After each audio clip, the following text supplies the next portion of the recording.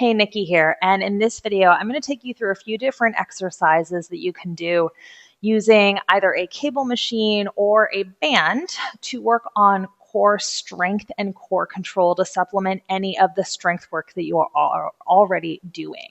So like I said, these exercises I'm going to show you can be done with a cable machine, or if you're at home, a resistance band. And if you don't have something like this to anchor your resistance band to, you can use a door anchor.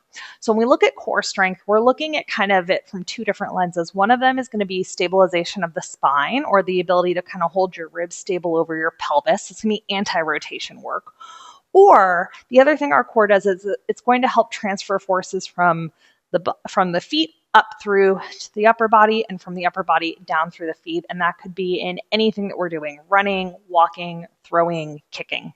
So it's helpful to train both movement with core strength and both anti-rotation. So starting with anti-rotation, like I said, you can do this with the cable machine. I'm going to show it with the band first.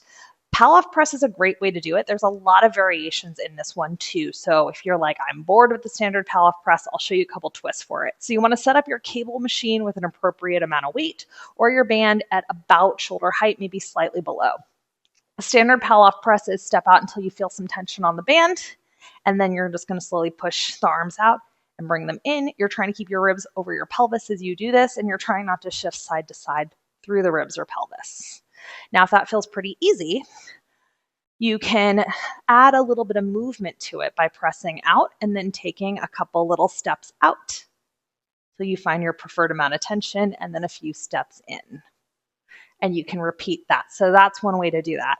Another way to make it a little more challenging is you can do it in a half kneeling position. So it's exactly what it sounds like, but when we are at this lower level in the half kneeling position, now we are going to be challenging hip stability in addition to core strength. So setting yourself up, pressing out, and bringing it in. So this will usually add a little bit of challenge. Also helpful for building hip stability and strength if you it's helpful for all of us, particularly, I was going to say, if you're hypermobile. So that's a couple versions of that. Now, if we want to start adding a little bit more movement or rotation, there's a few different ways to do this. So one of them can be in more of a wood chop, where you're going to anchor the band or the cable below. I've got my cable here today. You set up, you hold on with both hands, and then you chop it up and then control the down.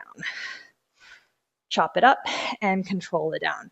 You can see how this is going to add a little bit more challenge and a little bit more full body movement.